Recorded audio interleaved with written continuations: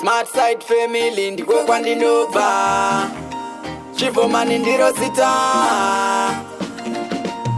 Ndakazoti ndasaina engagement, dzatopanana agreement.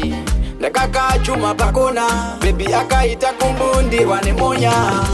Saina shuwa nanga ndasaina, engagement letter nanga ndasaina. Tete vakati kutupinde murudo saina, varume ndo zvatinorwarira saina. Kusaina shuwa nanga ndasaina, engagement letter nanga ndasaina. Tete vakati kutupinde murudo saina, varume ndo zvatinorwarira saina.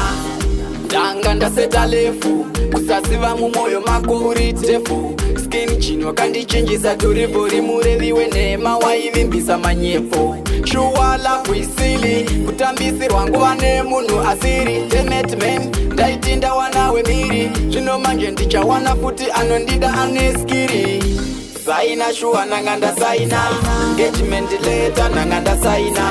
Tete vakati kutupinde murudo saina, varume ndo zvatinorwarira saina. Kusaina shuwa nanga ndasaina, engagement letter nanga ndasaina. Tete vakati kutupinde murudo saina, varume ndo zvatinorwarira saina. Ndakakupa moyo wangu kautambisa, I never thought kuti ndizvo zvauchandita. And I regret pazvese zvataita, dai ndakaziva kumavambo ndaikuita.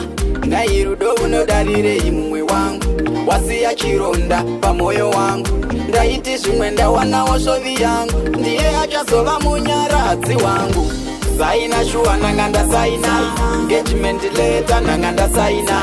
Tete vakati kutupinde murudo saina, varume ndo zvatinorwarira saina. Kusaina shuwa nanga ndasaina, engagement letter nanga ndasaina. Tete vakati kutupinde murudo saina, varume ndo zvatinorwarira saina.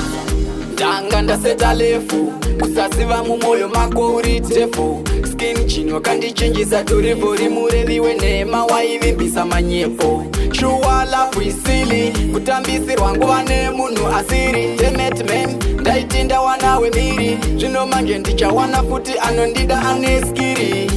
Saina shuwa nanga ndasaina, engagement letter nanga ndasaina. Tete vakati kutupinde murudo saina, varume ndo zvatinorwarira saina. Kusaina shuwa nanga ndasaina, engagement letter nanga ndasaina. Tete vakati kutupinde murudo saina, varume ndo zvatinorwarira saina.